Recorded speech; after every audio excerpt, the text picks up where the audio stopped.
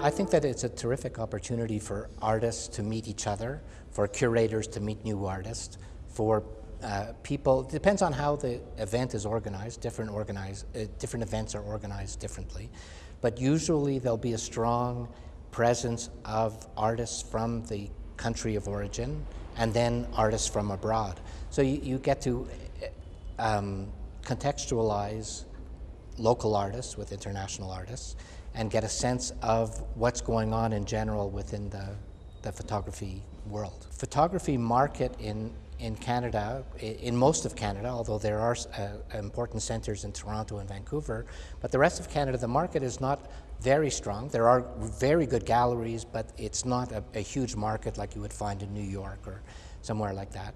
The government supports artists with grants. They also support artist-run centers with funding and photography festivals with funding. It creates a certain situation where certain artists can create an enormous body of work over a long period of time that has no regard for the marketplace.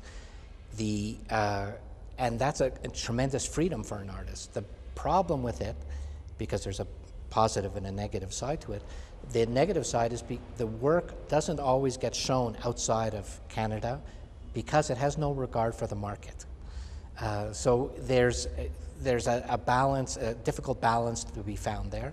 I've been very fortunate that I've gotten grants for the projects that I've been doing, and I'm very grateful for the support that I've gotten.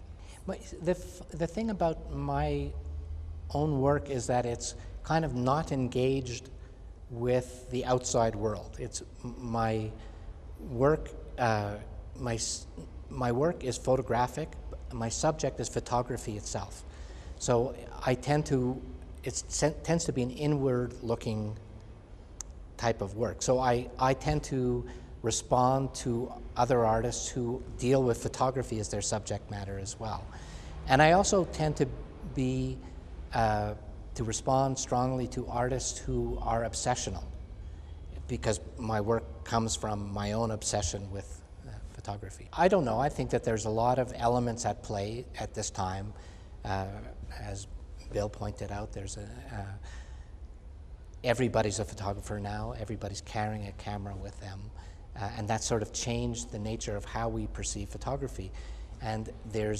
But on the other hand, it's always been the case that what's considered art photography is a very small, even let's say 20, 30 years ago, was a very small percentage of the output of photography in general. There was family photography, medical photography, public relations photography.